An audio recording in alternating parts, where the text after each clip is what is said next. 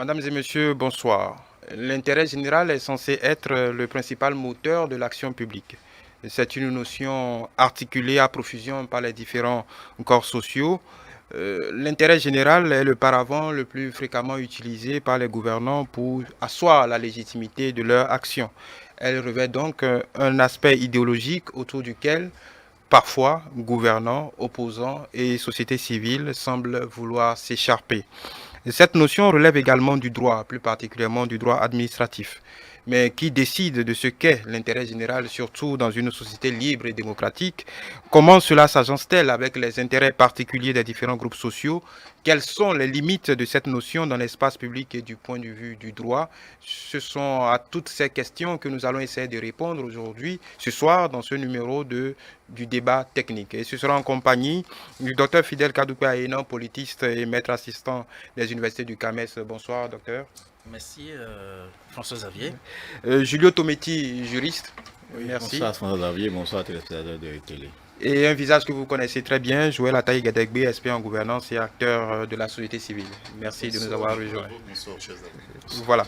Alors, de façon conceptuelle, très, très succinctement, c'est quoi l'intérêt général? L'intérêt général, c'est une notion technique qui est au carrefour de plusieurs sciences ou disciplines, à savoir le droit public, en l'occurrence le droit administratif, pour le distinguer en vérité du droit privé qui repose sur la volonté des parties, le contrat par exemple, et, et puis de la science politique ou encore la sociologie politique, dans la mesure où ces deux disciplines ou sciences étudient les politiques publiques et que les politiques publiques elles-mêmes ont pour finalité d'assouvir, de satisfaire une mission d'intérêt général. La notion de l'intérêt général, ce n'est pas une notion qu'il faille définir de façon mécanique comme la somme des intérêts particuliers, puisque parfois on entend dire que l'intérêt général, eh bien oui, c'est l'intérêt particulier, c'est la somme de tous les intérêts particuliers, mais non, l'intérêt général, ce n'est pas la somme de tous les intérêts particuliers, et pour cause, parce que parfois, l'intérêt particulier peut être en conflit avec l'intérêt général. Et remontons rapidement pour faire un peu de la sociologie politique, pour parler de Jean-Jacques Rousseau dans son contrat social. Lorsqu'il met en place le contrat social, c'est juste qu'il a demandé à tous les contractualistes du contrat social de pouvoir se départir d'une partie de leur liberté pour le lot commun, et le lot commun est assis sur l'intérêt général. Et vous voyez bien que l'intérêt particulier peut être aux antipodes un peu de l'intérêt général. Et donc, à partir de ce moment, ce que Jean-Jacques Rousseau a défini comme le contrat social, c'est bien la source, l'origine de la loi. La loi même est une matérialisation de l'intérêt général, puisque le but même de la loi, c'est de combler l'intérêt général. Si je peux continuer, peut-être. Julio Tometti. Oui, pour compléter rapidement, succinctement, il faut dire que la notion d'intérêt général a succédé à celle de bien commun. De sorte que si l'on veut définir plus clairement l'intérêt général, on dira c'est cette posture qui tend vers le bien commun. Et comme le docteur le disait tantôt, il faut dire que deux thèses se partagent la question de l'intérêt général. La thèse utilitariste et volontariste. Utilitariste, comme il le dit, qui est que l'intérêt général peut être préservé si l'intérêt particulier de chaque composant de la société est préservé. Et donc, on retrouvera l'intérêt général à travers les intérêts particuliers des uns et des autres. La thèse volontariste, qui est aujourd'hui la thèse la plus unanimement admise, qui suggère que non, que l'intérêt général, c'est spécifiquement lié à l'intérêt de la collectivité qui transcende les intérêts particuliers. De sorte qu'aujourd'hui, la conception basique que nous avons de l'intérêt général, c'est cette thèse volontariste-là qui voudrait que chaque individu de la société trouvera son intérêt, d'accord, dans le bien commun, dans l'intérêt commun de la collectivité. Et comme il a dit tantôt, c'est sur cette base-là que dans la recherche de cet intérêt général, les politiques élaborent, les pouvoirs publics élaborent leur politique. C'est sur cette base-là que les pouvoirs publics arrivent d'une certaine manière à quelque peu mettre sous verrou ou bien contourner tant soit peu ce qu'on peut appeler les libertés publiques comme le droit à la propriété, le droit de se réunir, ainsi de suite, parce que chaque fois que l'intérêt collectif est menacé, il n'y a pas de place pour l'intérêt particulier. Voilà. Vous voyez ticket sur... Non, pas ticket forcément. Oui. On se retrouve déjà à la congruence de plusieurs notions qui se complètent, chevauchent, qui ont l'air de se contredire. Ouais. Et la meilleure image, c'est d'opposer l'intérêt particulier à l'intérêt général. C'est pas comme ça. Dr Ena avait déjà commencé à nous mettre sur la voie. Et donc, l'intérêt général ne doit jamais être la somme des intérêts particuliers. Encore faudrait-il qu'on arrive à retrouver malgré tout l'intérêt particulier et plus précisément la préservation, la sauvegarde des libertés individuelles. Et jusqu'à quel point l'État peut-il avoir la prétention à la totalité, à la gestion, à la préhension sur nos libertés. Et donc à partir de là, il est possible que parfois des thèses s'affrontent. Et en cas, c'est en situation généralement que le débat se pose ou bien ne se pose que momentanément, parce que chaque fois, il y aura débat quand il s'agira des libertés individuelle, de la liberté simplement de l'individu en termes de droit de la personne. On parlera des limites de cette notion tout à l'heure, disons en contradiction ou en opposition aux libertés individuelles. Mais certains auteurs prétendent en réalité que cette notion est évolutive, elle est plus fonctionnelle que conceptuelle en réalité. Elle est contingente aux situations, à des situations pas particulières, mais des situations du moment. Qu'est-ce qu'on peut faire comme clarification à ce niveau rapidement? Au fond, lorsqu'on a parlé d'évolution du terme, c'est parce que c'est juste même, il faut dire que c'est un travail de la jurisprudence du Conseil d'État français qui a étendu le cadre conceptuel de la notion d'intérêt général à beaucoup d'autres aspects de la vie en collectivité. Et il a rappelé déjà tout à l'heure, M. Tometin, quand il a parlé du bien commun, le bien public, quand il a parlé de ce qu'on peut, au fond, il a dit, il a brossé rapidement, ce qu'on peut appeler une expropriation pour cause d'utilité publique. Donc la notion d'utilité publique est justifiée en vérité par l'intérêt général. C'est au nom de l'intérêt général qu'on en vient à cette notion d'utilité publique. Lorsqu'on parle de l'ordre public, et M. Ataï Gadegbe l'a dit, lorsqu'on reste sur le socle des libertés publiques individuelles, c'est au nom de l'ordre public, mais en vérité, et que le Conseil d'État plus souvent va s'exprimer ou va raisonner beaucoup plus au nom de l'intérêt général pour autoriser l'atteinte apportée à une certaine liberté individuelle au nom de l'intérêt général qui a un critère d'exorbitant sur l'intérêt particulier. Donc on peut être amené, l'autorité publique ou les gouvernants peuvent être amenés à porter manifestement atteinte à une liberté publique ou à une liberté individuelle au nom de l'intérêt général. On ne peut pas vous couper, on est dans un cas d'école en ce moment, le confinement en Europe par exemple, où des gouvernants au nom, on peut le dire au nom de l'intérêt général. Oui, c'est une illustration. C'est au nom, en vertu de l'intérêt général, que les gouvernants sont amenés à restreindre la mobilité de leurs concitoyens. Voilà. Pour préserver l'intérêt général. J'ai une définition sous les yeux où, pour reprendre une expression de la Déclaration des droits de l'homme et du citoyen, pour toujours définir l'intérêt général, il est dit simplement l'intérêt général désigne toujours les besoins de la population. On parle de nécessité publique et d'intérêt général, ce que ces besoins ou cette nécessité commandent ou permettent en un lieu donné et à un moment donné. Donc, si je me mets un peu à la place de quelqu'un qui nous regarde, d'un citoyen normal qui a l'habitude d'entendre ça matin, midi et soir, ou par exemple quand les gouvernants vont faire la réclame de leur projet politique, faire ci en votre nom, pour votre bien, ainsi de suite.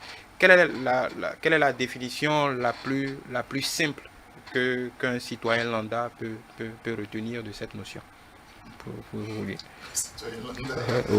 doit pouvoir retenir que la plus puissance publique a sa raison d'être et qu'il lui sera donné également conformément à son dû s'il y a une prétention de la puissance publique à s'abriter derrière l'intérêt général pour, je ne vais pas dire escroquer, en tout cas, disons pour priver voilà, le citoyen de la jouissance effective de son bien à lui, entendu comme liberté. Donc la liberté de toute façon n'est pas absolue. Et donc nous sommes alors dans une dialectique qui fait que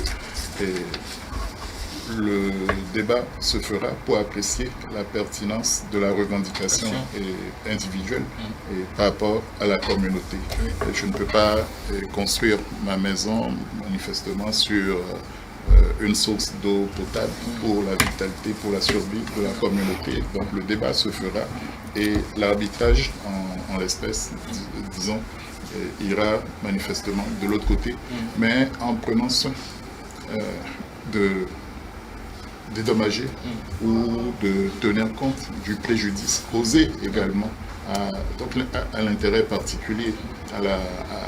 Donc il n'y aura jamais de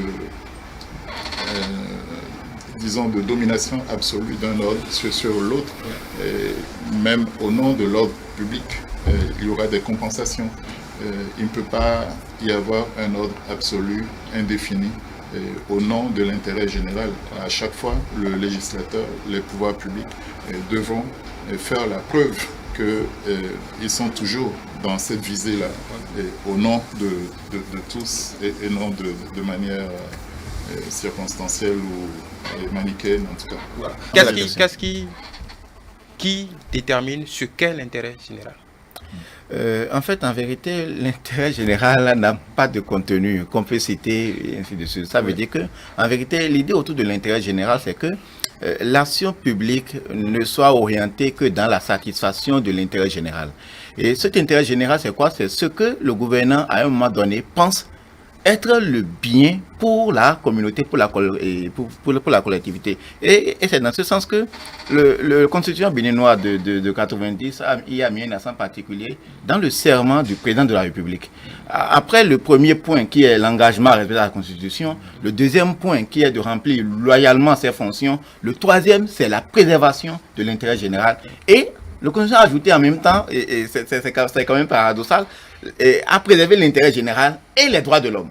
C'est ça que vous comprenez. Donc, après le reste de la Constitution, l'engagement à assumer loyalement ses fonctions, c'est la préservation de l'intérêt général et...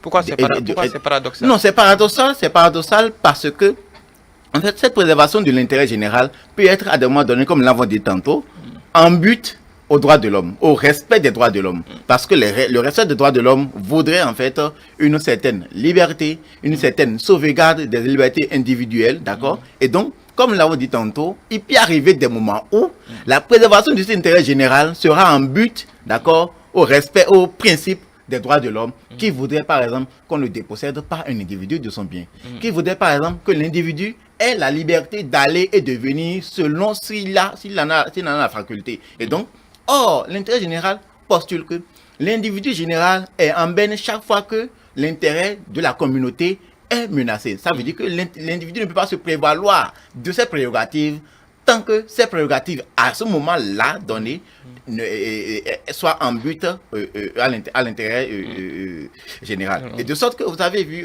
toute l'actualité qui a nourri nos enfants depuis peut-être l'avènement du pouvoir de la rupture. Oui. Même les questions on a cassé les bonnes dames au bord des voies et tout. Oui. L'intérêt général prédomine, de sorte que vraiment nous devons avoir une ville attrayante parce qu'il y a des projets qui, à terme, fera venir de l'investissement, donnera un boom à l'économie, ainsi de suite. Mais en ce moment précis là, il y a, en le mettant en œuvre, il y a que nous soyons en train, d'accord, de mettre en berne un peu, l'individu dans son droit de propriété, l'individu dans l'exercice de son activité économique, l'individu dans sa survie. Et donc, de ce point de vue, vous voyez un peu, en fait, c'est une sorte d'arbitrage que le gouvernant, l'exécutif fait toujours Je ne dis pas les outils seuls, parce que il y a la question sur des lois et tout, puisque comme l'a dit le docteur tantôt, les lois ne sont prises exclusivement que vers l'orientation de la satisfaction de l'intérêt collectif. C'est pourquoi nul ne peut se prévaloir de ce que lui désire pour ne pas respecter une loi. C'est pourquoi la loi est d'une portée générale. Et donc, de ce point de vue, on peut estimer que le contenu de l'intérêt général à un moment donné, c'est les politiques publiques qui les définissent. Oui, mais je reviens toujours à ma question. Qui détermine?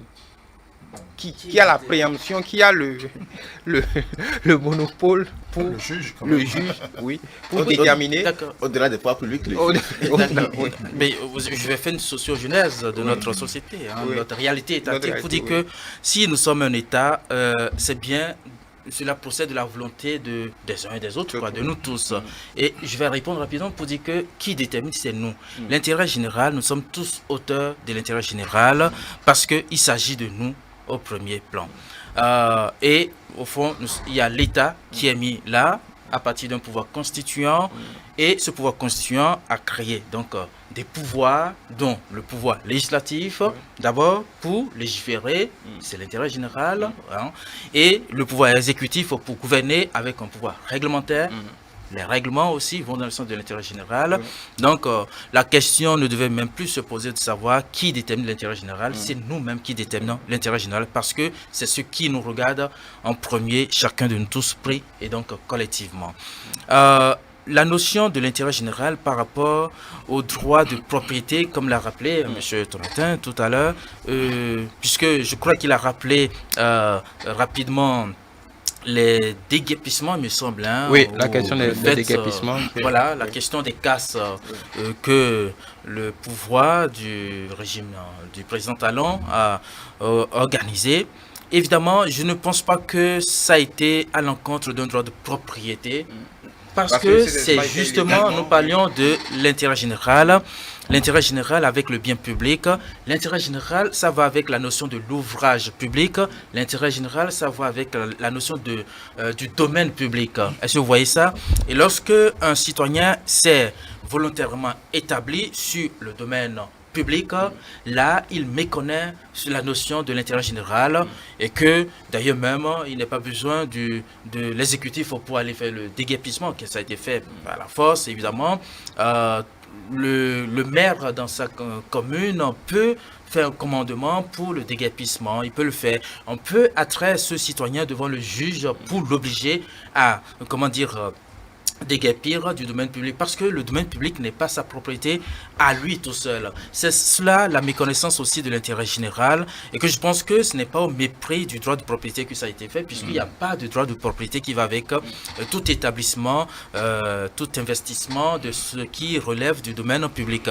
Et tout à l'heure, votre question, c'était de savoir comment le citoyen lambda béninois, comment appréhende la notion de l'intérêt général. Je pense que l'appréhension de cette notion est restée floue et que même, je dirais qu'il y a dans notre culture, je dirais, je ne sais pas si c'est une culture juridique ou administrative ou collective, il y a de la pagaille en quelque sorte, si je dois raisonner ainsi, par rapport à l'appréhension de la notion de l'intérêt général. Je pense que tout le monde s'en fout dans ce pays, le Bénin, de ce qui relève de l'intérêt général. Parfois, les gens sont conscients que tel ou tel aspect relève de l'intérêt général, mais ils ont quand même envie de piétiner l'intérêt général à leur propre profit. Et là, on rentre dans une autre culture, la culture patrimoniale, qui fait que chacun a envie de posséder un espace ou un bout ou un pan de ce qui relève du domaine public. Par exemple, chacun a envie de s'approprier de ce qui relève du bien public. Et même lorsqu'on est des gouvernants, pour les gouvernants, c'est ça qui a autorisé, qu'on soit au Bénin ou ailleurs, d'ailleurs dans cette Afrique subsaharienne, la confusion entre ce qui relève de la caisse publique et de la caisse privée, donc le patrimoine privé et le patrimoine public. Il y a une confusion parce que personne n'a envie de cerner ou de respecter cette notion de l'intérêt général. Pourquoi? Parce que cet intérêt général se retrouve toujours en conflit avec l'intérêt particulier, égoïste, égotiste de chacun. Et c'est là aussi qu'on bascule rapidement dans une société faite de corruption. La corruption, si vous permettez, je peux donner des exemples. Oui. Vous voyez, lorsque l'un parmi nous ici, c'est en cela que je parle de culture, hein, vous par exemple, vous demandez comment qu'on place chez vous, devant votre portail, un lampadaire. Vous savez très bien ce qui se passe dans ce pays par rapport à... ce n'est pas une acquisition, par rapport à l'installation des lampadaires. L'éclairage public, oui, c'est aussi l'intérêt général. Oui. Mais vous allez remarquer que la position et l'angle de positionnement du lampadaire indique le propriétaire qui n'est plus la collectivité publique, qui n'est plus la collectivité territoriale, mais un individu en particulier. Et pourtant, c'est pour vous, c'est pour moi ce lampadaire. C'est certes placé non pas sur son domaine, mais sur le domaine public, mais orienté à l'usage exclusif d'un citoyen, d'un particulier. Sans cela que chacun, tous pris volontairement comme dans une forme de contrat social biaisé, nous piétinons la notion de l'intérêt général. Je peux donner d'autres exemples lorsque vous voyez dans l'édification des ouvrages, des pavages, ouvrages publics, le pavage. Parfois, on ne sait pas, c'est comme par une magie, comment dire, le point de chute du pavé s'arrête comme par enchantement devant votre porte, par exemple. On ne sait pas pourquoi le projet s'est arrêté chez vous. Hein, et vous êtes sorti des égouts, vous êtes sorti des excavations d'eau usée, etc. Mais vous êtes sorti, et vous êtes préservé. Mais les autres, parce que peut-être l'intérêt général ne couvre pas leur intérêt à eux, ont les pieds dans les égouts.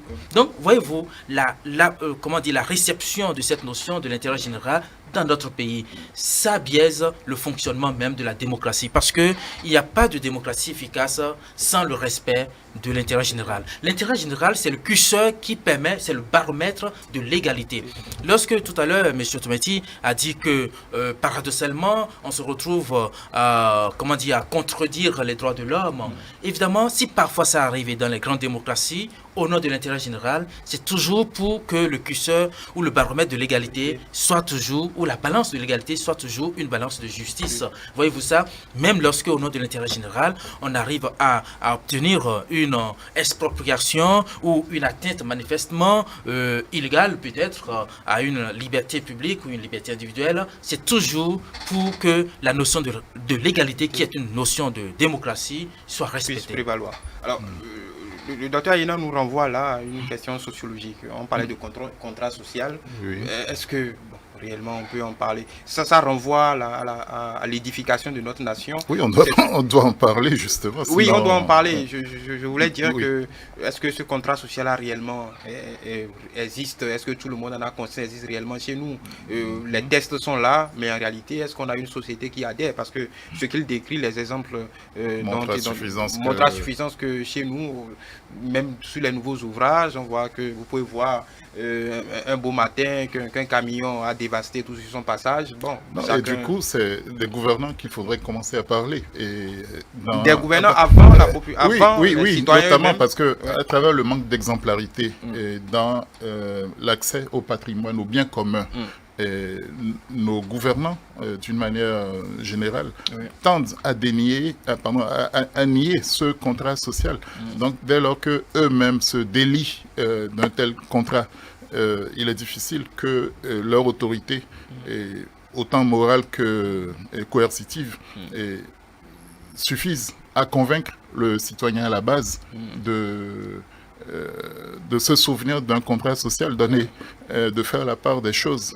Et donc, de ce point de vue, déjà, il y a un problème dans l'intériorisation des valeurs qui gouvernent le bien commun, qui devrait gouverner l'intérêt général. Donc, ce n'est pas une notion d'adhésion spontanée. Il faut qu'à un moment donné, la loi, la force du droit, en arrive à contingenter, à limiter chacun dans ses prétentions, à obliger à faire son devoir et à commencer encore par le haut. L'exemple est la meilleure pédagogie.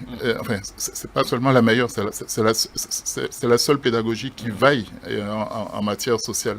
Et donc, quand on arrive sur le terrain du droit, il faut distinguer en partie entre la jouissance du droit de propriété, qui est généralement bien protégé au regard de la volonté d'utiliser l'intérêt général pour atteindre éventuellement à la propriété de quelqu'un. Ça, c'est relativement facile à régler. Ce qui fait souvent débat, c'est la question de la liberté d'aller, de venir, notamment. C'est la question de la restriction des libertés au nom de l'ordre public qui s'invite au nom de, sous couvert d'intérêt général. Alors, qui détermine ça? Et il est tentant pour le détenteur du pouvoir d'évoquer chaque fois l'ordre public pour s'en prendre aux libertés individuelles. Mais l'ordre public, si c'est seulement le droit de la force à tout moment, il devient abusif, il devient tyrannique. Et donc, il est important que le juge, parfois, y mette un bémol. Monsieur Aena parlait tantôt des arrêts du Conseil d'État en France. C'est une instance juridictionnelle qui, de temps à autre, en arrive à limiter l'État français ou la puissance publique dans ses prétentions à disposer de tout. C'est que de ce bien individuel et aussi collectif qu'est la liberté. Et sans cela, évoquer l'intérêt général ne peut être qu'abusif, ne peut être que la boîte de Pandore dans laquelle tout s'engouffre.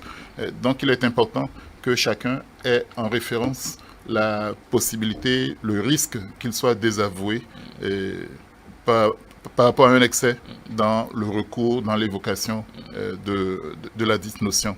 Et c'est un peu les nuances que moi je voudrais qu'on mette. Et ce n'est pas accessible à tout le monde, ni à tout moment quand nos intérêts égoïstes à la limite sont en jeu.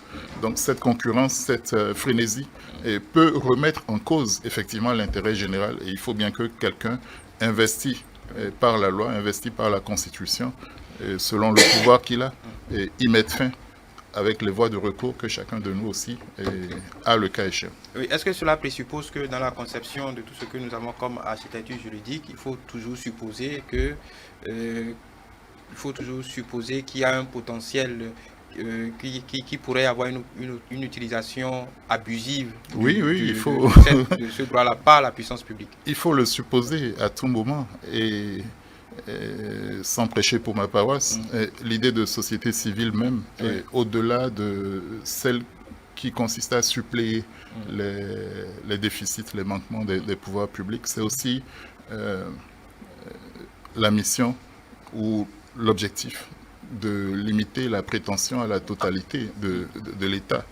Si le pouvoir n'arrête pas le pouvoir, et s'il n'y a rien qui s'oppose à la tyrannie qui sommeille en nous, et le bien ou le bien de tous, le bien n'est pas forcément spontané. Et M. Aena a parlé tout à l'heure de la patrimonialisation de la vie publique et donc de la tendance à tout confondre, à confondre les biens marchands, à confondre également les libertés ou le droit de disposer de la liberté de l'autre parce qu'on est en situation de force. Et donc il faut qu'à un moment donné, les citoyens s'organisent pour se défendre, pour rappeler à l'État ce que la Constitution a investi chaque pouvoir de faire ou de ne pas faire. Ou alors à demander que le juge départage les uns les autres, sinon limite le temps dans lequel l'intérêt général pourrait être évoqué. Je prends rapidement la prise des ordonnances par un gouvernement dans le cadre de la séparation des pouvoirs. C'est déjà une préemption dans le domaine d'un autre pouvoir. C'est le gouvernement qui va se saisir du pouvoir du législateur pour décider de la mise en œuvre du budget, enfin de l'adoption du budget, de sa mise en œuvre. Et forcément, il est prévu qu'on le limite dans le temps où il pourrait agir ainsi. Tout ce qui est couvre-feu, tout ce qui est limitation de la liberté d'aller, de venir, se doit d'être encadré et non sous la forme qu'on observe généralement de suspension indéfinie des libertés de grève, des libertés de manifestation, et j'en passe. Non, je n'ai cité personne, mais je dis, il y a une tendance à croire qu'on peut faire les choses de manière illimitée. Ça doit être toujours justifié et limité dans le temps. En tout cas, on peut toujours attraire ce genre de décision, ce genre d'arrêt devant un juge. Oui, surtout cette même question des limites. Bon, c'est pour restituer la notion et pour, rappeler, ce qu'est la responsabilité de chaque composant de la société. Je dirais simplement que la notion d'intérêt général met au prisme les gouvernants et les citoyens. Les gouvernants, ça met à leur charge ce que j'ai pu appeler la notion de bonne gouvernance. Ça se résume là. Et aux citoyens, la bonne citoyenneté. Parce que, rappelons-nous, l'intérêt général postule aussi que le citoyen, d'accord, en tant qu'acteur de la société, a des obligations. Il doit payer ses taxes. Il doit agir à maintenir son environnement dans un état de propriété, dans un état sanitaire donné. Ça postule qu'on ne peut pas jeter peut-être des ordures un peu partout dans la rue. Parce que si on le faisait, ça mettrait, d'accord, en péril l'assainissement collectif. Et donc, au niveau des gouvernants, c'est-à-dire, c'est les questions de bonne gouvernance et de démocratie à préserver. Au niveau des citoyens, c'est la bonne citoyenneté, le paiement des impôts, le respect de la loi, le respect de biens publics, ainsi de suite. Et donc, si on le prend ainsi, en fait, c'est l'idée même maîtresse, d'accord, autour de la notion même d'intérêt général qu'il y a dit tantôt que la Constitution a évoqué à la charge des gouvernants. Et donc, pris dans son ensemble, on se rend compte que dans la société, si chacun jouait son rôle, personne n'aura à rappeler à l'autre quel est l'intérêt général, quels sont ses limites. Parce que comme l'a dit tantôt, on ne peut jamais dans une société donner un contenu, d'accord, vous dire voilà ce qui est intérêt général, voilà qui doit le préserver, voilà qui ne doit pas le préserver. Et comme elle l'a dit tantôt, à chaque moment de la vie, ce sont les pouvoirs publics qui donnent l'orientation qu'il faut, d'accord, à l'intérêt général. Maintenant, s'il y a contestation, s'il y a conflit dans l'appréhension, c'est le juge qui, soit selon la matière, soit le juge administratif, soit le juge constitutionnel. Le juge administratif, lorsqu'il s'agit des questions de bien, d'administration. Le juge constitutionnel, lorsqu'il y a des questions de liberté. D'accord? Et donc, sur le point ainsi, comme l'a dit le docteur, nous sommes en même temps tous acteurs, juges partis de la notion d'intérêt général. Et donc, on doit tous travailler quand même à le maintenir pour notre bien collectif. Alors, ce que vous déploriez tout à l'heure, est-ce que ça ne renvoie pas aussi à une question d'éducation? Parce que oui, je suis d'accord pour l'exemple, pour l'exemplarité des gouvernants qui est censé faire d'émulation dans la société. Mais moi, il y a toujours un terme qui me revient sans cesse, et un célèbre homme politique l'a dit il y a quelque temps dans sa défense dans les questions de corruption. Par exemple, quand on parle d'argent, de biens publics, on dit, mais bon, souvent on dit enfant, à quoi c'est le champ de ton père? Oui, c'est le champ de ton père, ou bien est-ce que toi tu as perdu ton argent? Oui, vous aurez perdu tout votre argent, par exemple. Est-ce que ça ne renvoie pas à une perception sociologique un peu biaisée du bien public, du bien commun, et simplement de la vie en communauté, de la conception de ce que nous avons de la communauté dans son ensemble? Ouais, c'est votre interrogation intéressante parce que ça renvoie à des questionnements beaucoup plus historiques pour comprendre l'homme africain. Globalement, l'homme africain, pas le béninois, l'homme et la femme, bien entendu, africain. Oui, bon, quand je disais l'homme africain, bon, ça renvoie à une image, le discours de Sarkozy. L'homme africain n'est pas rentré dans l'histoire. Je ne suis pas Sarkozy, je ne vais pas le prendre son nom ici, mais je parle de l'Africain puisqu'on est fiers d'être des Africains.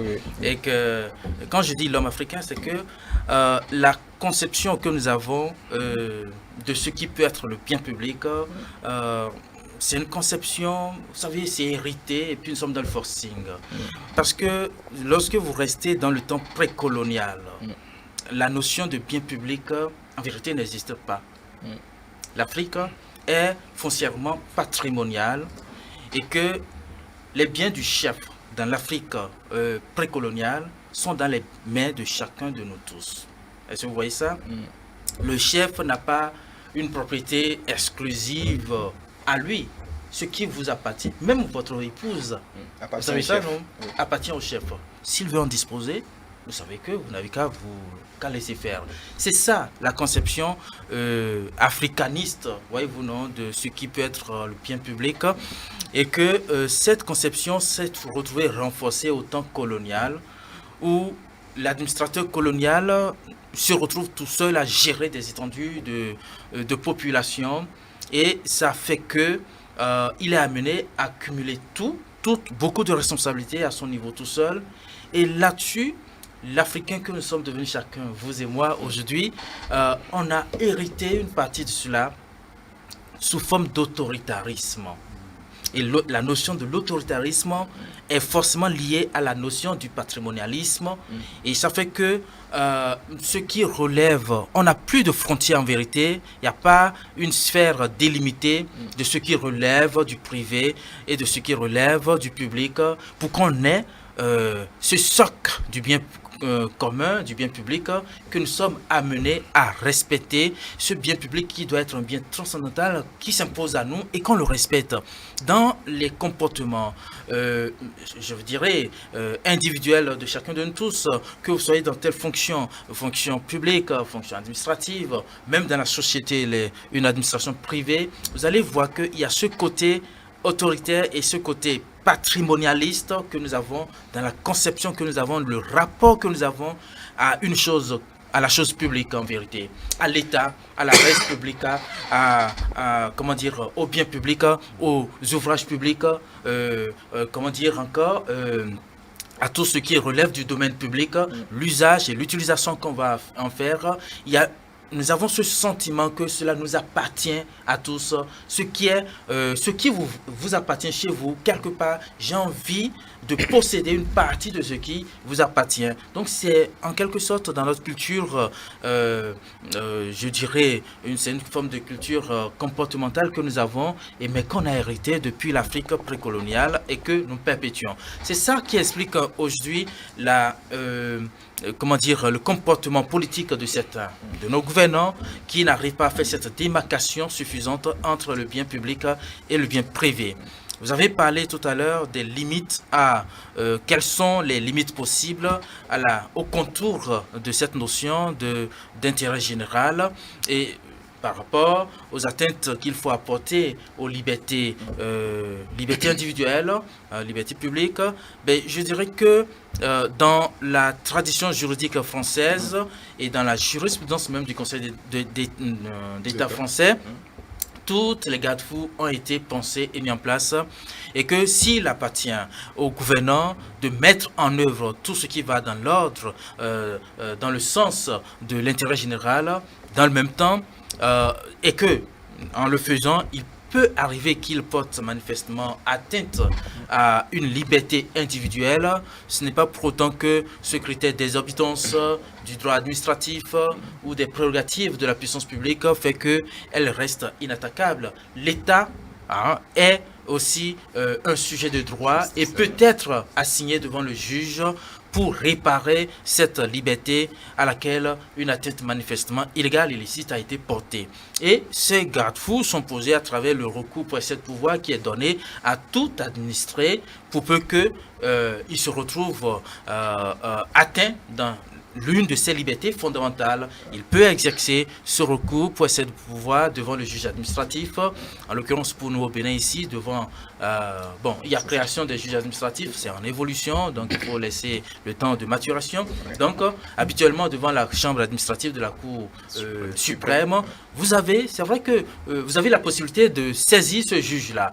Mais dans notre tradition, dans notre culture de la pratique des juridictions, évidemment, beaucoup ne savent pas. Oui, c'est la question que je voulais poser. C'est cela que les journalistes doivent faire le travail nécessaire pour édifier l'opinion publique à l'usage de la jouissance de ces droits. Les journalistes, les sachants d'abord. Oui, en général, oui. Parce que je voulais insister là-dessus, quand vous développiez tout à l'heure, cette notion est tellement peu connue ailleurs, c'est systématique. On a vu encore une fois en Europe aujourd'hui, dès les premières décisions sur le port du masque, le confinement, il y a énormément de procès intentés à l'État. Chez nous, je ne dirais même pas que c'est pas connu. Au-delà de l'État, on va au niveau supérieur, l'Europe. culturellement, chez nous, c'est peut-être, je ne sais pas si c'est pas méconnaissance du droit, c'est pratiquement impensable. Les gens ne s'imaginent même pas attaquer l'État. Comment vous l'expliquez? Ou, par exemple, la société civile. Non, c'est la sociologie. Enfin, nous venons de loin. Nous avons une compréhension biaisée des choses et encore moins conscience de nos droits. Et quand nous avons conscience de ces droits-là, c'est souvent au détriment de nos devoirs. Et les uns ne devraient pas aller sans les autres. On donne l'impression, quand on dit droits de l'homme, qu'il n'y a que des droits, mais il y a effectivement des devoirs, comme M. Tometti a essayé de le rappeler. Donc le chantier est vaste pour rappeler aux citoyens, mais en même temps aux gouvernants, leur devoir en matière d'observance des libertés et de préservation de l'intérêt général. Donc cette culture-là, elle reste à construire, à bâtir dans nos sociétés. Oui, parce que... Oui, mais justement, pour abonder dans le même sens, c'est que la pratique la plus répandue dans notre pays, le Bénin, c'est que tout est ramené à une forme de constitutionnalité de tout ce qui peut être comme motif de recours. Et que habituellement, le justiciable béninois va saisir le juge constitutionnel lorsque même la matière intéresse avant tout le juge administratif. Normal, parce que ce juge administratif n'est pas tellement connu dans notre paysage juridictionnel.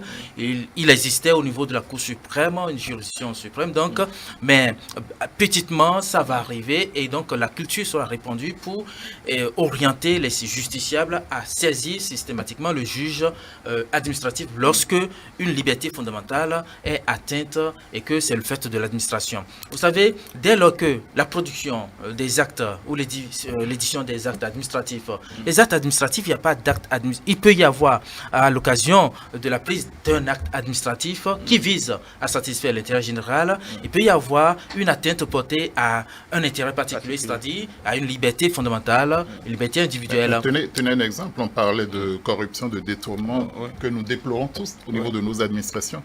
Il arrive parfois que le Conseil des ministres se fende de décisions de radiation de fonctionnaires à la satisfaction générale de tous, parce que nous pensons que l'intérêt général est préservé, mais ce faisant aussi, des droits individuels sont bafoués. Le droit au recours administratif et que des gens, même dans la situation, bien que meurtris dans leur chair, n'arrivent pas à exercer. Et donc nous sommes parfois coupables de soutenir la violation quotidienne de nos droits par méconnaissance, simplement. Oui, par méconnaissance, Julio Tometti, méconnaissance de nos droits, mais parfois on a l'impression que... de nos droits et devoirs. Je voulais faire une petite remarque par rapport à ça. Dans notre société, il y a comme l'impression, pour paraphraser une expression en fond, apparemment le Béninois n'a que des droits, même si il en méconnaît beaucoup dans l'expression de ses revendications. Nous sortons d'une grande négation de nos droits sous un régime d'exception qui a duré assez longtemps. Et on a pensé que le fait accompli... Il y a le colonisateur d'abord qui a disposé de nos femmes, de nos ressources, à travers le travail forcé aussi. Il nous a contraint à travailler pour lui et à empocher parfois le bénéfice. Donc déjà, ce rapport au bien public est historiquement conditionné et biaisé. Et plus encore, au temps contemporain. Voilà ce que nous avons compris, ce que nous avons subi dans notre chair. Donc les gens sont libérés par l'avènement d'un système démocratique, le recours ou l'évocation d'une constitution qui protège tellement les droits de l'homme que dans le serment que prête le chef de l'État, on lui rappelle en même temps que l'intérêt général qu'il a sauvegardé. Voilà. Comment la même question. Je dirais très rapidement que c'est une question de culture. C'est une question de culture. D'abord, il faut remarquer premièrement que Africains béninois que nous sommes, on se dit toujours qu'est-ce que j'ai à gagner. En fait, lorsque le fait n'est pas forcément pour soi-même. Il y a même dans certaines cultures, les gens intentent des actions rien que pour donner l'exemple. Or ici, nous avons deux choses. Première chose, c'est dit quoi? Si par exemple quelqu'un aussi au Bénin vient tenter une action contre quelqu'un, il s'assure de la qualité de la personne. Est-ce que c'est un ministre, c'est un député? Si c'est quelqu'un qui est plus que moi, qui me vit si bon, non, ça c'est sûr que je vais échouer. Et puisque encore on dit l'État, aller, comment dire, en contentieux avec l'État, on se dit non, ça je vais échouer. Dans l'autre chose, c'est-à-dire, lorsque c'est des questions de liberté publique, j'intente une action contre l'État, je fais un recours. que ça aboutit, on se dit, mais qu'est-ce que je gagne personnellement? En vérité, en vérité, ça rend un service à la société parce que le fait, la décision qui sera rendue n'est plus seulement votre décision, d'accord? Ça s'applique à l'ensemble de la société. La jurisprudence, aussi bien constitutionnelle que administrative, s'applique à l'ensemble de la société. Donc, ça devient un précédent que l'on doit tenir compte. Or, ici, on recherche l'intérêt subjectif parce que, généralement, lorsqu'on parle d'intérêt pécuniaire ou autre, là, le mécanisme n'est pas aussi huilé, d'accord, pour que l'État, lorsqu'il est condamné, d'accord, à comment dire, payer des dommages et intérêts en matière pécuniaire, n'y arrive pas. Deuxième chose, il faut dire que dans les mécanismes de protection des droits de l'homme de manière générale, monsieur Taïb Gadegoué nous le dira, les gens ont fait tellement de communication sur la Cour constitutionnelle, sur le rôle de la Cour constitutionnelle, sur la saisine de la Cour constitutionnelle, que la Cour suprême, le juge administratif, a été complètement oubliée. Donc nous n'avons pas cette culture de saisir le juge. Il est arrivé une fois ici, pour un concours d'officier de justice, qu'un individu, parce qu'on a programmé une date qui était manifestement trop courte, parce que dans le même temps, il y a une promotion qui a fini sa formation et que la faculté n'a pas encore pu délivrer le diplôme, il a saisi le juge administratif. Le juge administratif a sursoir à l'organisation du concours. Finalement, c'est quoi? Ça n'a plus profité, pas à lui seul, mais à des multitudes d'autres personnes qui étaient bloquées, mais qui ne sachant pas quoi faire. On se résigne très vite parce qu'on a l'impression que celui que nous avons en face, il est tout puissant, on n'y peut rien, quel que soit ce que nous aurions engagé. Et comme certains le disent, les préoccupations de Béninois sont plus des questions de liberté, d'accord, que des questions de fin. Et donc, bon, je poursuis mes chemins. Quand je serai, comment dire, suffisamment rassasié, peut-être je peux faire ça. L'autre chose, c'est que dans notre culture, chaque fois qu'un citoyen a trait peut-être l'État devant la juridiction, et ce citoyen-là est vu en même temps comme, excusez-moi, nous ne sommes pas en politique, comme un opposant. C'est-à-dire que voilà quelqu'un qui veut créer des problèmes à l'exécutif, voilà quelqu'un qui n'est pas d'accord et qui a trait son État devant les... Donc, c'est-à-dire, quelle que soit votre position, le débat est déplacé. Vous avez même le regard de vos concitoyens, quand bien même ce que vous êtes en train de faire est légitime et profitera à l'ensemble de la société. Vous avez le regard, c'est dit, vous n'avez pas, vous êtes démunis même avant de vous faire tout quoi. Dernier élément, c'est que ceux qui doivent vous accompagner, parce que au niveau voilà l'autre blocage, au niveau du juge administratif, ceux qui doivent vous accompagner, c'est les sachants. C'est-à-dire quoi? Notamment les avocats. Combien d'avocats sont capables de vous accompagner dans une cause si vous n'avez pas les moyens subséquents pour développer? Parce que lorsque il y a devant la juge administrative, l'État va déployer un amas d'avocats de 3, 4.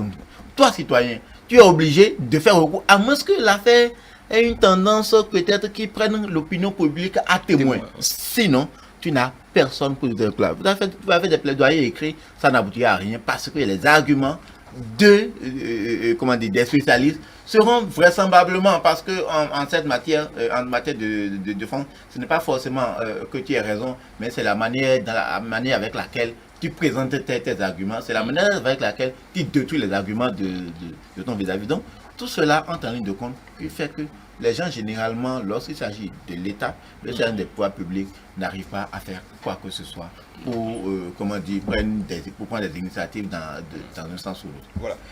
Dans la priorisation des défis auxquels il faut s'attaquer, par exemple, en matière de développement, là, je veux parler des gouvernants. Vous avez évoqué la question de la grève, par exemple. Tout à l'heure, de la limitation de la grève, par exemple.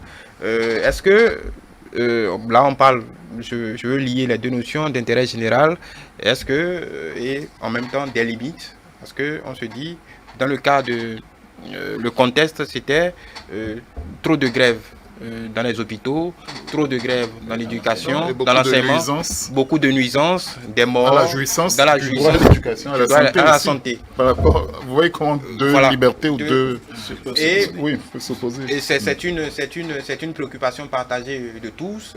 C'est un constat effectué par un constat de toute la société.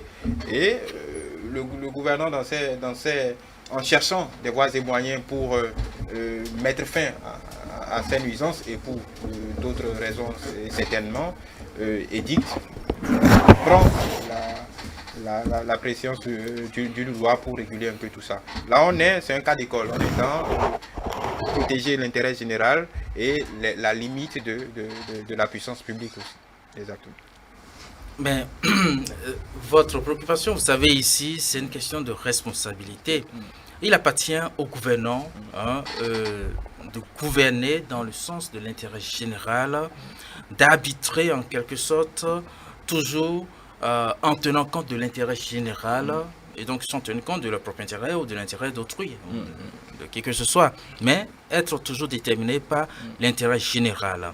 Lorsqu'il arrive pour la question de la grève, qui a été une question très polémique dans ce pays, je pense que le juge constitutionnel du temps de la cour du professeur Théodore Rouleau a tranché cette question en disant que c'est dans la conception que, je dirais, les fonctionnaires ou les travailleurs au Bénin ont la conception qu'ils ont du droit de grève, qui est une conception absolutiste.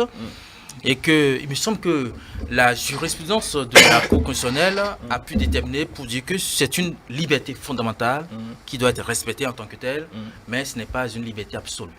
Voilà.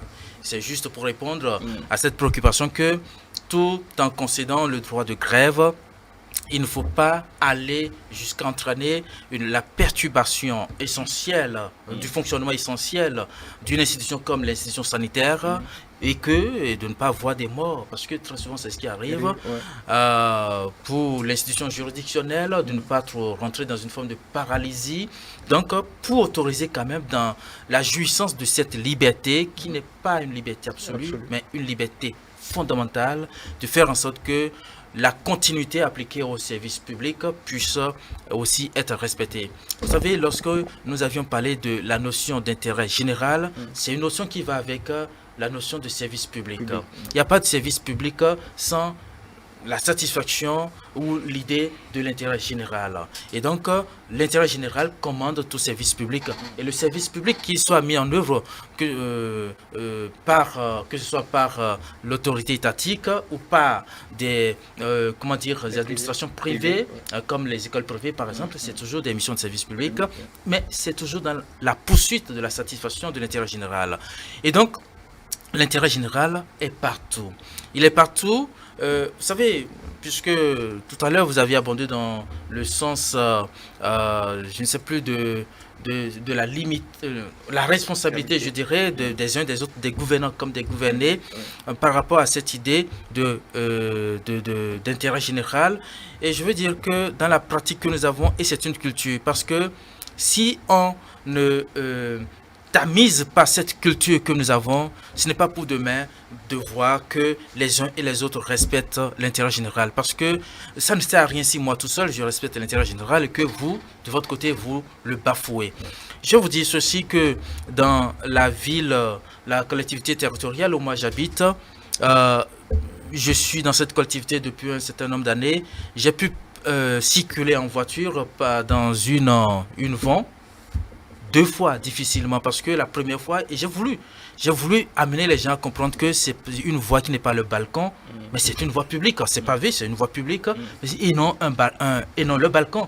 C'est l'extinction de leur domicile en vérité.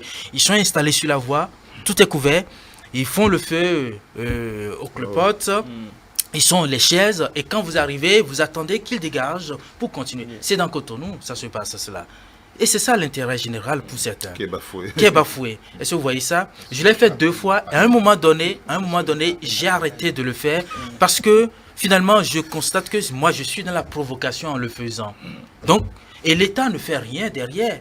L'État ne constate pas. Je me demande comment il se prend. Mais il ne constate pas que les gens sont installés sur la voie publique et déploient leur vie sur cette voie publique au mépris de l'intérêt général. Ça ne dit rien à personne.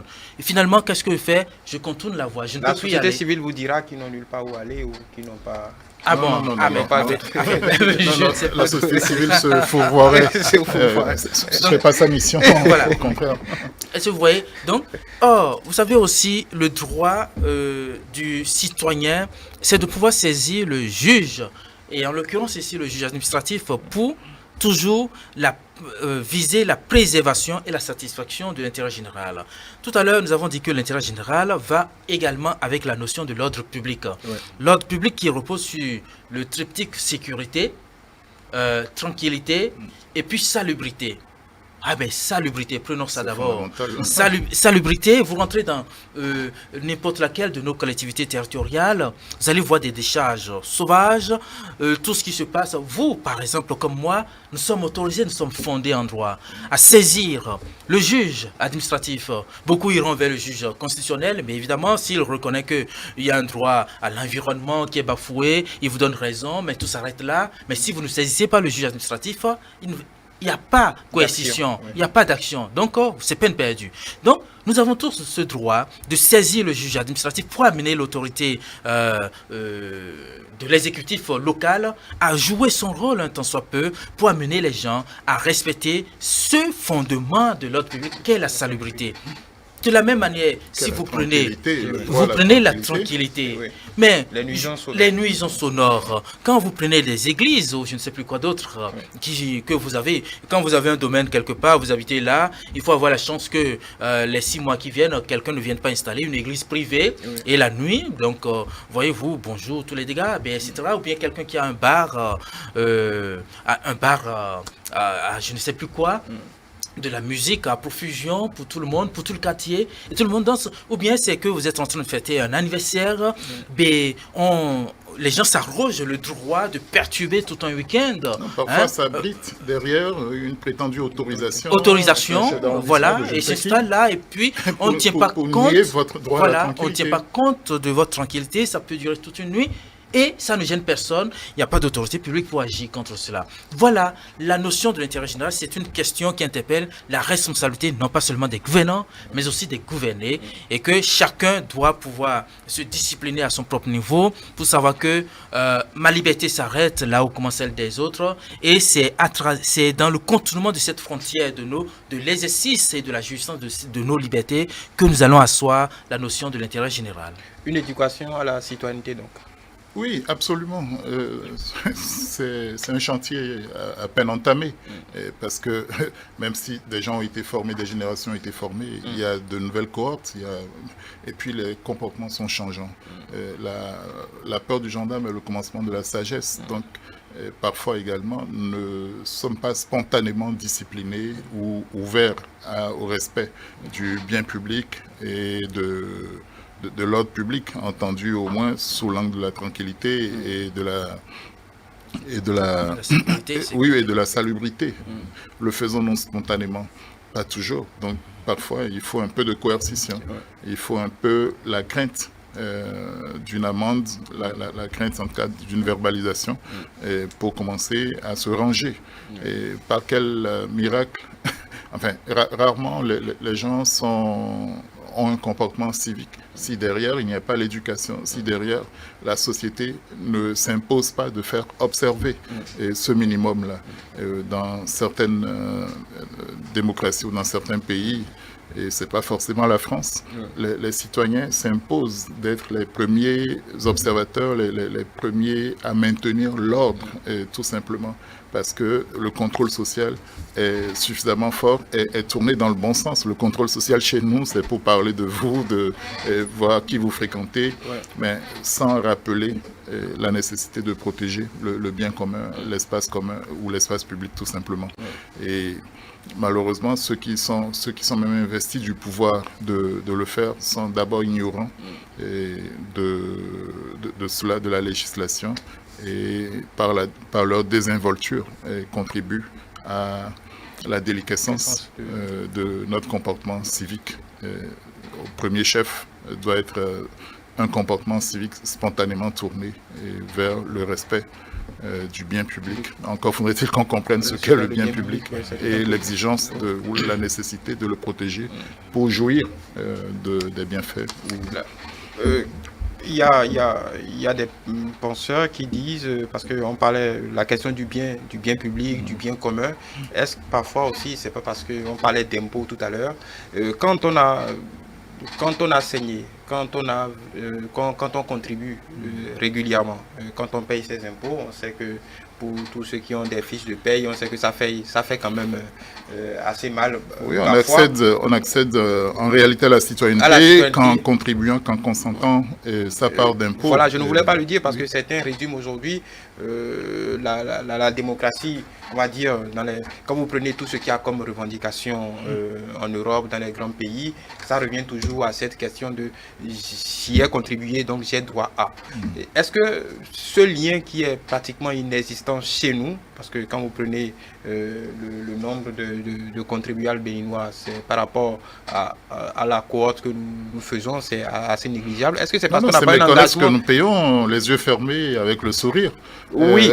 Dans les jeux, la loterie, c'est une forme d'impôt. Oui, mais on est autour de 12 à 15%. Les factures d'eau et de... Oui, mais tout ça agrégé. Tout ça agrégé. Voilà, tout ça agrégé. Même avec tout ça, nous ne dépassons pas au 13%. Oui, l'assiette est manifestement réduite. Est-ce que c'est ce lien quasi inexistant qui fait que aussi, par rapport, je prends l'exemple des ouvrages d'art, par exemple, que les gens s'en foutent éperdument parce que il n'y a pas ce lien-là des caniveaux, des ouvrages d'art, des feux, des espaces verts, ainsi de suite, qui n'y a pas d'engagement, donc pas de responsabilité au-delà de la responsabilité, disons, civique qu'on professe à longueur de journée. C'est parce qu'on n'y a pas contribué, donc on se dit ça ne nous engage pas vraiment. Je dirais en fait, bon, je ne mets pas ça à la charge du citoyen, comme l'a dit le doyen Ataï Kadegbe tout à l'heure, c'est une question d'éducation.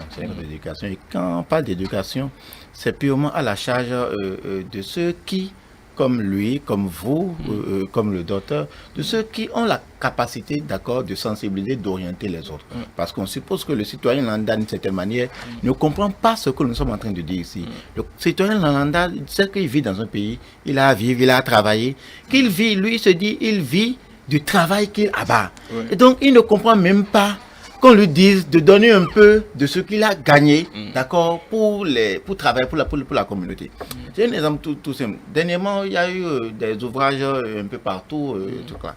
Il y a, excusez-moi de le dire comme ça, une maison qui valait par exemple 10 millions, d'accord, ou bien une chambre locative qui est à 20 000. Aujourd'hui, le pavé est passé, tout est passé. Rapidement, le propriétaire met ça à 30 000. Ou bien la maison de 10 millions est devenue 20 millions lorsque quelqu'un s'y amène. Mais il n'est pas prêt. Il n'est pas prêt. Il ne se rend pas compte que c'est ce qu'on a collecté chez tout le monde qui a fait qu'on a viabilisé en fait son milieu, qui a fait que sa maison, son local a pris du coup. Et donc, il n'est même pas prêt, à débourser ne serait-ce que 1%, ne serait-ce que quand on dit revenu, impôt sur revenu locatif, il ne comprend pas qu'on lui dise de payer ça. Il ne comprend pas que ça permet en fait d'en faire davantage et de maintenir dans un état peut-être de propriété ou d'assainissement ce qu'on lui a fait. Mais en fait, c'est ça. Et donc, c'est à la charge, d'accord, de nous tous de continuer à sensibiliser, à informer, mais surtout aussi de montrer l'exemple.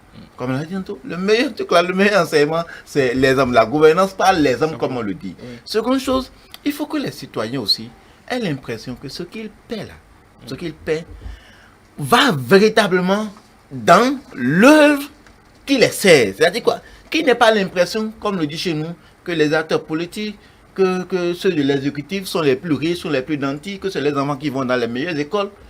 Quand ils ont cette conception-là, soyez d'accord avec eux, que ils ont l'impression que c'est ce qu'ils lui donnent, que ceux qui les gouvernent s'en mettent plein les poches. Quand le citoyen a l'impression que la corruption, le détournement, la prévarication, tout est encore d'actualité, il est difficile de se libérer de lui, ce qui le concerne comme tâche. Parce que je dis que les autres déjà bénéficient de tout ce que l'État peut offrir comme privilège et que ce n'est pas la peine que lui, ses maigres ressources, aillent encore dans les poches de ses gouvernants. C'est un travail de sensibilisation, c'est aussi un savoir d'exemple au niveau de tout le monde, aussi bien citoyen que gouverneur. Sur la même question. Oui, évidemment, vous savez, il faut qu'on soit un peu plus réaliste. Parce que c'est toujours facile de faire des transpositions de ce qui se passe ailleurs à l'exactitude, de voir la même chose chez nous, et ça ne marche pas. Parce que sur cette question de la participation à l'imposition, un acte de volonté. Je ne pense pas que les citoyens béninois soient à retort à l'idée de participer par leur imposition. Non, je ne crois pas. Mais il faut savoir que nous sommes dans un secteur économique, puisque, et là aussi il faut parler de l'ordre public économique, qui est aussi arrimé à l'intérêt général. C'est une extension du Conseil d'État français. L'ordre économique chez nous, vous allez voir que si on peut faire un camembert, bon, je ne suis pas statisticien, mais bon, j'ose croire que à peine nous avons 30% du secteur formel et que 70% c'est l'informel. Oui. Et il y a une question d'ambiguïté entretenue par le gouvernant ou les gouvernants dans notre pays, leur attitude par rapport à ce secteur informel. Les économistes vont vous dire que le moteur de l'économie, la vitalité de l'économie béninoise, c'est le secteur informel. Oui. Voilà, la dynamique. Vous tuez le secteur informel, vous allez voir que il y aura, sédition, il y aura mouvement, ça peut faire tomber un politique. Le politique, ça peut faire tomber un régime politique dans ce pays si vous tuez l'informel. Donc, c'est un secteur sensible. De régime de gouvernement en gouvernement, les gens ne sont toujours pas arrivés, les gouvernants ne sont toujours pas arrivés à normaliser l'informel. Et ça se perpétue. Alors, comment arriver à une vraie imposition si nous sommes toujours là à cautionner le secteur informel? Je donne juste tout récemment, à cause de la Covid-19, le gouvernement, dans la répartition des fonds qu'il a fait, a prévu une partie, vous n'en avez pas reçu moi non plus, il y a, je ne sais pas comment, j'ai posé des questions à certaines personnes que je suppose être dans l'informel, mais qui n'ont pas reçu encore les chèques, ils attendent, mais qui a adressé, en tout cas c'est ce que j'ai écouté quand le ministre chargé de la porte-parole de la communication a dit, il y a des gens recensés. Voilà, mais ils sont de l'informel. Oui. Mais oui, ils sont de l'informel. Il y avait déjà eu, depuis l'année passée ou 2 ans, des velléités de les recenser. Donc, c'est ce qui velléité, vous avez dit velléité, recenser n'est pas formalisé. Ça reste toujours un secteur informel. Et je me suis dit, mais il y a une forme d'hybridation. En même temps, nous disons que c'est un secteur informel, donc c'est illégal, illicite, c'est contraire à l'ordre public. Et dans le même temps, le gouvernant lui-même normalise, ou non, pas normalisé, puisqu'ils sont toujours de l'informel, légitime quelque part ce qui paraît illégal et légitime. C'est un principe de réalité. Non, un principe c'est du paradoxe, on appelle cela. C'est du paradoxe. Mais il a fait à toute fin utile et politique. Pourquoi? Parce que ce secteur, s'il cesse d'être viable, surtout que le Nigeria, le grand voisin à côté, a fermé les frontières, s'il cesse d'être viable, c'est toute l'économie béninoise qui va être déstabilisée. Est-ce que vous voyez ça? Donc, quelque part, je voudrais qu'on ait un discours plus réaliste pour considérer que tant que nous allons continuer à évoluer plus dans l'informel, il y a l'informel économique, il y a aussi l'informel politique, tout cela arrimé ensemble, tant que nous allons continuer à évoluer comme cela, l'imposition généralisée et consentie de façon généralisée, ce n'est pas pour demain. Et donc, il y a du boulot, il y a du travail à faire pour faire en sorte que l'informel puisse devenir normalisé. Je veux rappeler rapidement ceci, c'est que par rapport à l'essence frulatée, en 2017, il y a une loi qui est sortie. Toujours, c'est la satisfaction de l'intérêt général qui a commandé cela, qui a amené le législateur béninois. Il a pensé que c'était utile de prendre une loi pour interdire cette activité d'essence frulatée. Mais je pense que nous sommes 2020, mais il y en a toujours. Et je peux vous dire que moi-même, voyez-vous, nous sommes des contrevenants sur le plan pénal. Lorsque vous prenez votre essence, puisqu'il y a une loi pénale là-dessus, lorsque M. François Xavier... Je suis à vélo. Non, ne me dites pas que vous êtes à vélo pour le coup. Lorsque vous prenez votre essence sur votre voie, vous êtes un contrevenant. Vous êtes passif de poursuite, vous savez cela. Même dans le même temps, l'État n'a pas fait ce qu'il faut en amont pour que les stations soient disposées un peu partout à des aires géographiques très réduites de façon à ce que l'approvisionnement ne pose pas difficulté. Ça progresse non, ne dites pas ça progresse. Il faut faire d'abord avant de sanctionner, avant de mettre en place une loi pour sanctionner. Sinon, on n'est pas sérieux lorsqu'on fonctionne fonctionne comme cela. Et donc, on a pris une loi. Les stations, parfois, quand vous y allez, vous allez voir des agents qui vous font la main comme ça pour vous dire, non, c'était pas la peine de faire le détour. Il faut repartir. Vous allez faire le tour de plusieurs stations-service.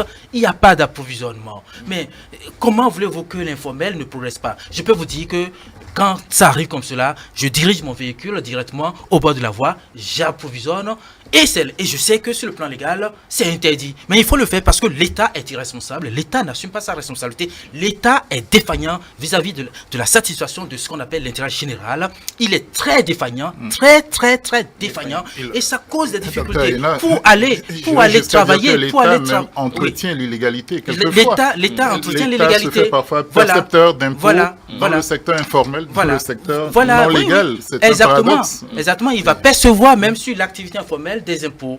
C'est ce qu'il fait, c'est ce que fait l'État. Donc il est très paradoxal. Il se comporte comme un État voyou, quoi. Oui, mais en le disant, est-ce qu'il n'y a pas... À la fois, peut-être État voyou ou encourageant l'illégalité, mais défendant un pan d'intérêt général en termes de protection des revenus d'une fraction de la population qui s'exerce, qui s'adonne à ce type d'activité.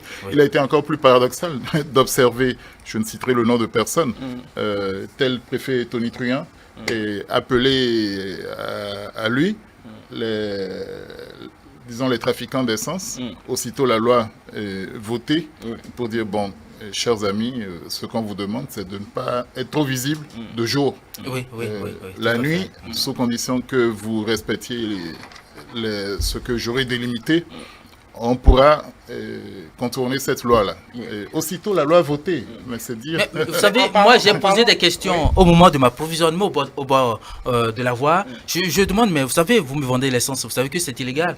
Et les policiers ne sont pas loin, qu'est-ce qu'ils vous disent? Ils disent, mais non, quand ils nous ont dit de mettre nos jerrycans ou bien nos bouteilles, non, que ce ne soit pas visible, mais vous êtes là. Donc on peut venir se servir. Mais c'est l'État qui fonctionne comme ça, n'est pas sérieux, vous voyez. Est-ce que en restant sur les exemples que vous avez donnés, je parlais du principe de réalité tout à l'heure. Parce que quand bien même une bonne partie de la population serait dans l'informel, mais de toute façon, il faudra les soigner. Donc en attendant, par exemple, je prends un exemple très simple. Donc en attendant qu'ils viennent dans le formel et puissent contribuer, il faut quand même trouver le moyen de percevoir quelques ressources pour contribuer à ces exigences. Parce que dans le même temps, l'État, en tant que puissance publique, a des obligations envers ces mêmes citoyens. Donc au final, il n'est pas absurde que, quand bien même ils ne soient pas dans le formel, qu'on trouve un moyen de les faire contribuer pour, au retour, leur donner quand même un minimum de satisfaction de services publics. Non, je ne crois pas que on puisse procéder de cette manière. Pour les faire contribuer, il faut régulariser d'abord leur activité. C'est ce qu'il faut faire en amont. On régularise d'abord leur activité et c'est à partir de là qu'on peut les faire contribuer et en même temps ça permet de contrôler, ça donne une traçabilité. Comment voulez-vous faire contribuer des gens qui sont dans l'informel? On ne sait pas à quelle quantité ils contribuent.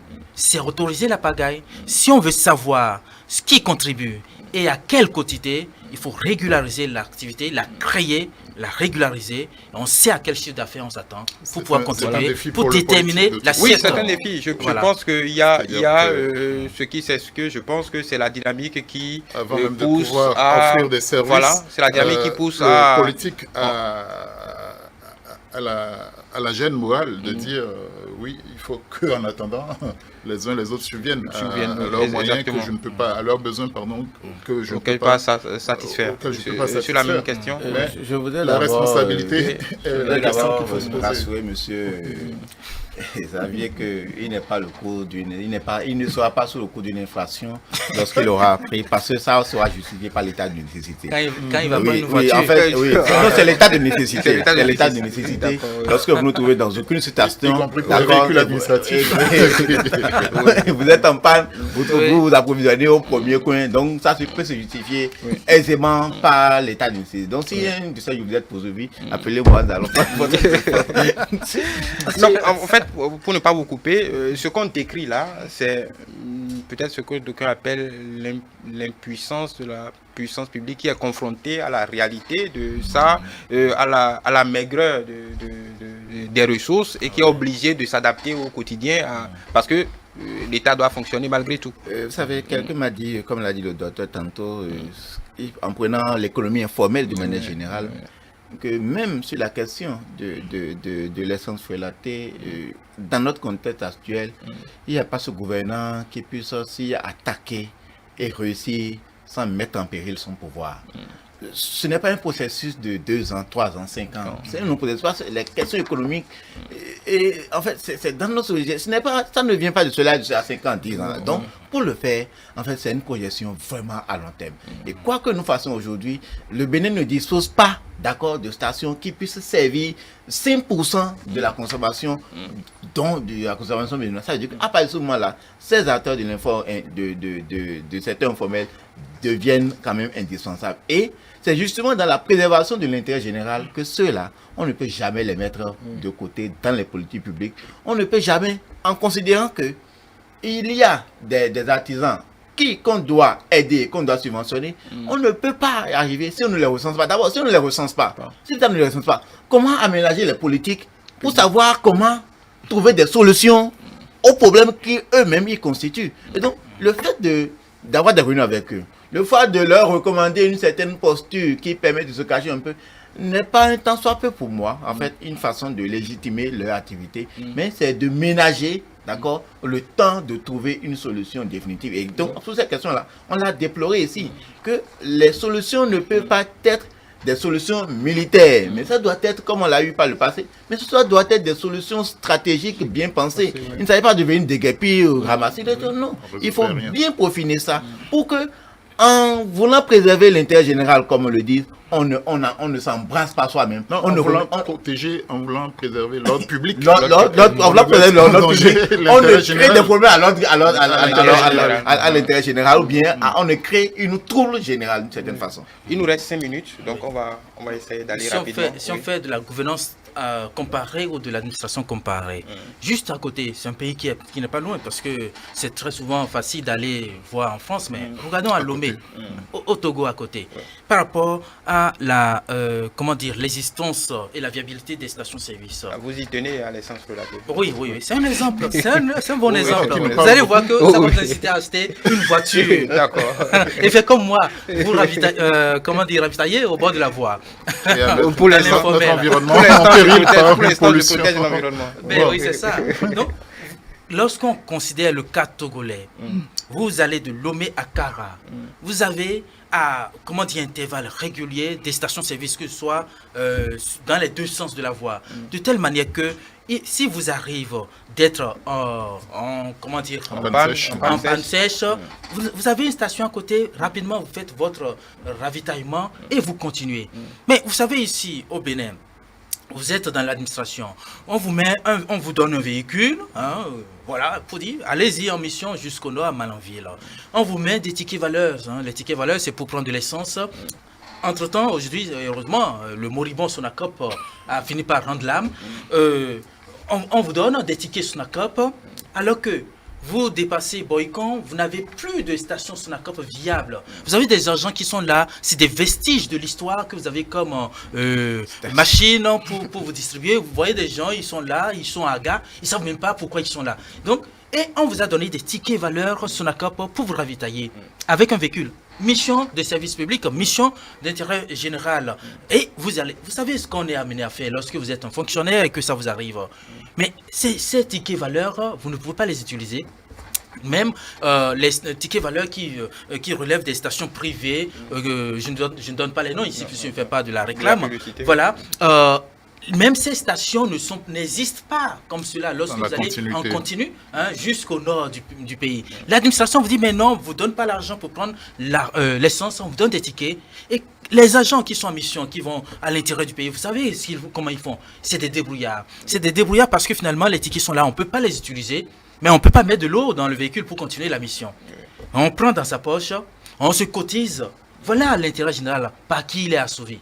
Pas les agents eux-mêmes, pour mettre de l'essence dedans, pour pouvoir évoluer. On se pose la question, comment le Togo, le petit pays à côté, a fait en sorte qu'il y ait des stations-service un peu partout. On voit, je ne vais pas citer les noms, mais qui sont implantés au Togo, et tout se passe. Ça veut dire que quelque part, il y a un réseau.